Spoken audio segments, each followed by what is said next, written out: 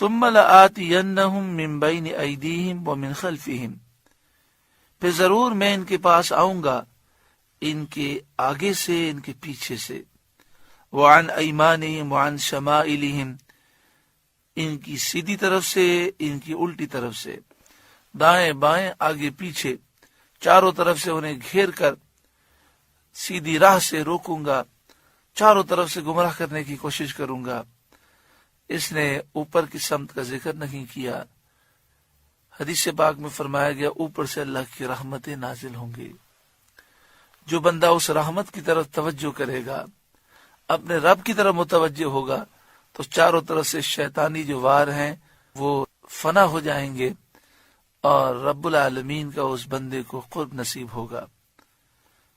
وَلَا تَجِدُ أَكْثَرَهُمْ شَاكِرِينَ، اور تو ان میں اکثر کو شکر گزار نہ پائے گا، چونکہ شیطان انسانوں کو گمراہ کرنے اور شہوات اور دیگر برائیوں میں مبتلا کرنے میں اپنی انتہائی کوشش کرنے کا عزم کر چکا تھا۔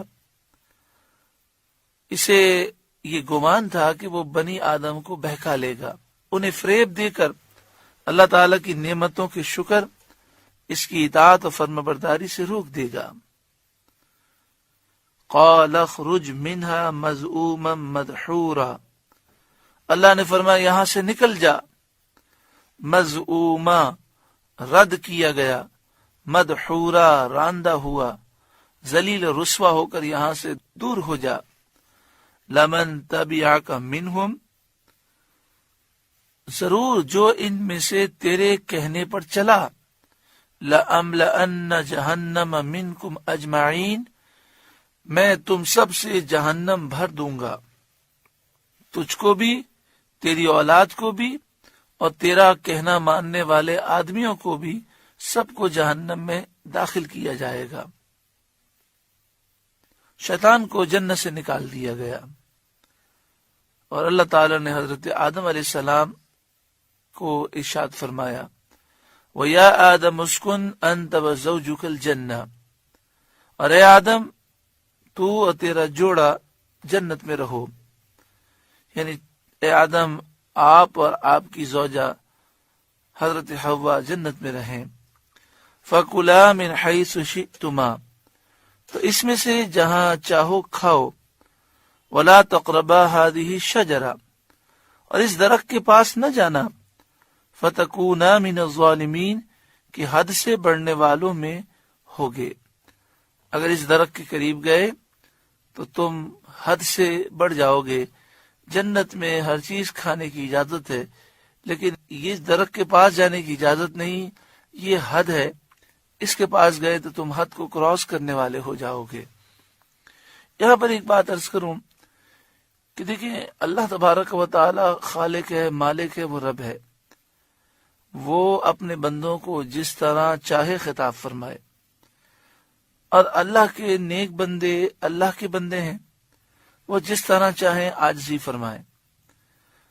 جب حضرت آدم علیہ السلام کا واقعہ بیان ہو قرآن پاک میں، احادیث طیبہ میں، تو جس طرح واقعہ ہے ہم اس طرح بیان کریں گے، لیکن اس کے علاوہ اس واقعے کو ذکر کرنا بہت احتیاط کی ضرورت ہے کہ ذرا سا بھی انداز بے ادبی والا ہوا تو ایمان برباد ہو جائے گا۔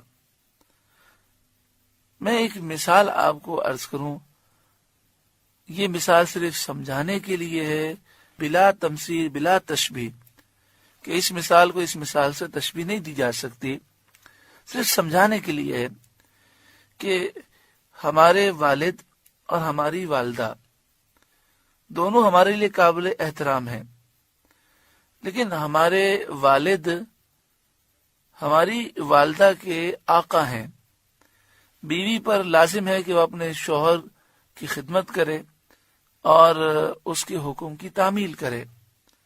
اگر والد والدہ کو کچھ کہیں تو اولاد کو یہ حق نہیں ہوتا کہ باہر جا کر یہ کہتا پھرے کہ میرے والد نے میری والدہ کو یوں کہا۔ دوسری مثال لے لیں، آپ کسی کے شاگرد ہیں، جو آپ کے استاد ہیں، ان کے بھی جو استاد ہیں، جو آپ کے دادا استاد ہیں، تو ان کا تو استاد اور شاگردی کا معاملہ ہے. استاد اپنے شاگرد کو جس طرح خطاب کرے وہ استاد ہیں، اور جو شاگرد ہیں وہ شاگرد ہیں، وہ جس طرح بھی عاجزی کریں. لیکن ہم چونکہ یہ ہمارے استاد ہیں اور وہ ہمارے دادا استاد ہیں، ہم دونوں کا ادب کریں گے، اور ان کے جو آپس کے معاملات ہوں گے یہ معاملات ہم باہر ڈسکس نہیں کر سکتے، اور اگر ڈسکس بھی کریں گے تو بہت زیادہ ادب کے ساتھ.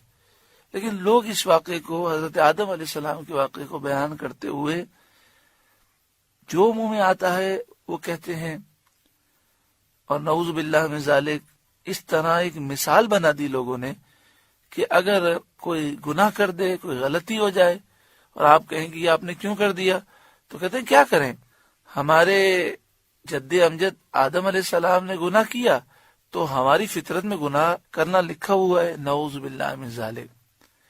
نبی کی طرف گناہ کی نسبت نہیں کی جا سکتی. یہ امتحان تھا اور یہ ایک راز تھا. پھر قرآن مجید فرقان حمید نے مختلف مواقع پر مختلف انداز میں مسئلہ سمجھایا کہ اللہ تبارک و تعالی نے جب آدم علیہ السلام کی پیدائش فرمائی، اس پیدائش سے پہلے فرمایا کہ میں زمین میں اپنا نائب بنانے والا ہوں. تو آدم علیہ السلام کو جنت سے زمین میں آنا تھا. 500 برس آپ جنت میں رہے، پھر اللہ کے حکم پر یہ معاملہ ہوا، آپ کو بھلا دیا گیا، یہ معاملہ ہوا اور آپ جنت سے زمین پر آئے. اور پھر اللہ تبارک و تعالی نے یہاں پر کتابیں نازل فرمائی، صالحین پیدا ہوئے، کتنی مسجدیں قائم ہوئیں. یہ سب ایک نظام تھا جس نظام کو قائم کرنے کے لیے حضرت آدم علیہ السلام کو جنت سے زمین میں بھیجا گیا. اس میں حکمت ہی تھی. اور یہ حضرت آدم علیہ السلام کی عاجزی انکساری ہے کہ جس کام کو قرآن و حدیث کی روشنی میں گناہ نہیں کہا جا سکتا اس پر بھی آپ نے معافی مانگی اور کئی 100 سال تک آنسو بہاتے رہے. تو ہم ان آیات کو جس طرح لکھا ہے، اعلی حضرت امام اہل سنت کا جس طرح ترجمہ ہے، اور اعلی حضرت امام اہل سنت کی خلیفہ حضرت صدر الافاضل مولانا نعیم الدین مراد آبادی علیہ الرحمہ نے جس طرح اس کی تفسیر بیان کی ہے، ہم بیان کریں گے. لیکن عقیدہ اپنے ذہن میں رکھیں کہ انبیاء علیہم الصلاۃ والسلام گناہوں سے معصوم ہیں، ان سے گناہ ہو ہی نہیں سکتے. اللہ تعالیٰ نے انہیں گناہوں سے پاک پیدا فرمایا. یہ جو معاملہ ہے یہ ایک امتحان ہے، یہ ایک آزمائش ہے.